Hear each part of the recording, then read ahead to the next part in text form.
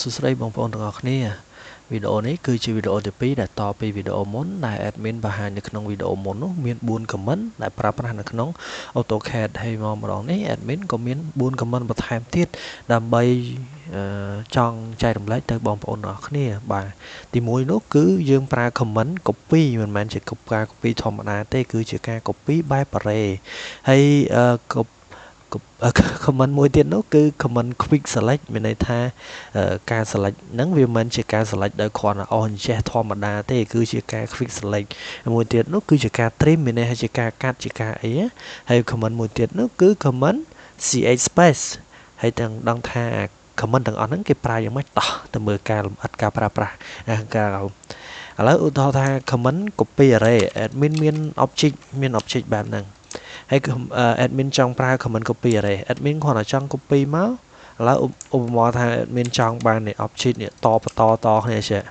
admin ត្រូវ copy អញ្ចឹងមែនអត់ទេធ្វើបែបហ្នឹងយូរអញ្ចឹងយើងអាចប្រើ comment នេះ copy ចុចនេះមកយើងចុច enter យើងទៅ select point មួយដែលយើងត្រូវ copy វាហ្នឹងដល់ពេលអញ្ចឹងមកនេះadmin ចង់ឲ្យបងប្អូនមើលខាងក្រោមនេះវាដាក់ថា array អញ្ចឹងចុច array ហ្នឹងមកវានឹងសួរយើងថាដាក់ចំនួនប្រមាណទេឥឡូវ admin ចង់ដាក់ចំនួនបន្តគ្នាហ្នឹងមិនមែនចង់ដាក់10ណា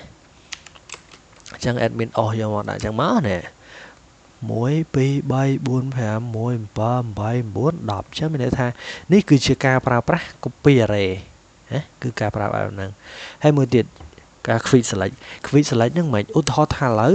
យើងមាន object យើងមានអីយើងច្រើនប៉ុន្តែយើងអានេះយើងប្រើ management លើ layer របស់យើង layer property របស់យើងការគ្រប់គ្រង layer របស់យើងឲ្យបានត្រឹមត្រូវទៅយើងចងក្រងរបៀបថាក្នុង block អីអញ្ចឹងទៅណាលក្ខណៈថាឧទាហរណ៍ថាបងប្អូនធ្វើការងារទៅថ្ងៃខាងមុខវាមាន system ជាច្រើនដែរឥឡូវ admin ឧទាហរណ៍ថាលើ ceiling អញ្ចឹងចុះវាមាន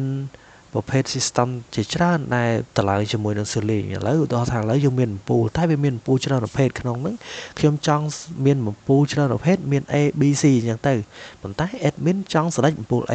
ឧទាហរណ៍ជាក់ស្ដែងឧទាហរណ៍ថានេះបែបនេះ admin មានវងជាច្រើនប៉ុន្តែ admin ចង់ select ថាអាវងណាដែលមានពណ៌ Q នេះទេអញ្ចឹង admin select វាទាំងអស់អញ្ចឹងមក right click ចុច quick select នេះឃើញមានន័យថា apply to អ្វីដែលយើង select ទាំងអស់ហ្នឹងហើយបន្ទាប់មក property របស់វាobject ប្រភេទ object គឺយើងប្រភេទវង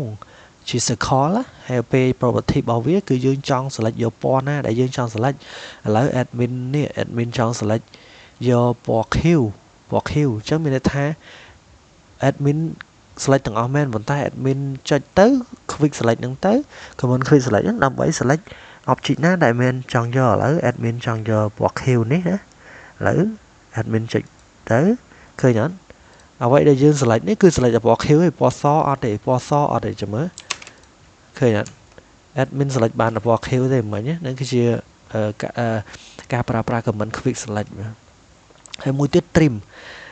មានន័យថាការកាត់មែនអត់រាល់ដងបងប្អូនប្រើបែបនេះឧទាហរណ៍ថាឥឡូវខ្ញុំចង់កាត់ផ្នែកខាងលើនឹងទាំងអស់បងប្អូនប្រើបែបហ្នឹងមែនអត់ឥឡូវ admin ប្រាប់មួយទៀតណាយើងចុច trim ដដែលមកT trim ចុច trim អញ្ចឹងមកយើង select លើ object អ្វីដែលយើងចង់កាត់ចង់កាត់អាហ្នឹងយើង enter មួយនេះឃើញពាក្យខាងក្រោម fan ចុចពាក្យលើហ្នឹងមកយើងអាច click នៅកន្លែង start point មួយហើយយើងចង់កាត់ឧទាហរណ៍ឥឡូវយើងចង់កាត់ខាងណាកាត់ខាងលើគ្រាន់អស់ហ្នឹងកាត់ខាងលើឃើញអត់វាកាត់ម្ដងទាំងអស់ចឹងម្ដង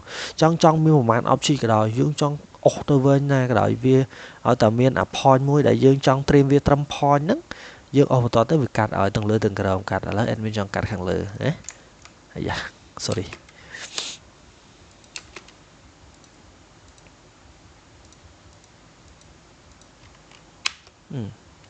enter បែបហ្នឹងមកគឺដាច់ហើយឃើញអត់ហើយ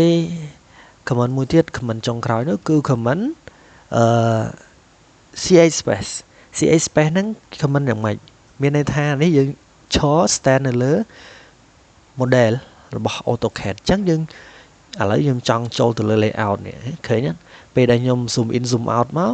អា text នេះវានៅក្នុងនេះទេវានៅក្នុង model ទេនេះអា text នេះវាមិនមែននៅក្នុង layout ទេអានេះយើងចេញមកក្រៅចេះយើង zoom in zoom out នេះអានេះនៅលើ layout អញ្ចឹងមានន័យថាខ្ញុំចង់ bring អានេះ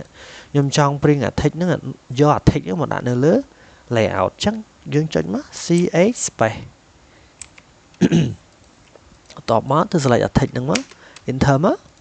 text ហ្នឹងវានៅលើនេះហើយ text ហ្នឹងវានៅលើ layout ឲ្យឃើញអត់មុនដំបូងហ្នឹងអត់មែននៅលើ layout វានៅក្នុង model បាទហើយសម្រាប់4 comment នេះខ្ញុំសង្ឃឹមថាវាជាមានប្រយោជន៍ដល់ការងាររបស់បងប្អូនហើយជួបគ្នានៅវីដេអូក្រោយអរគុណច្រើន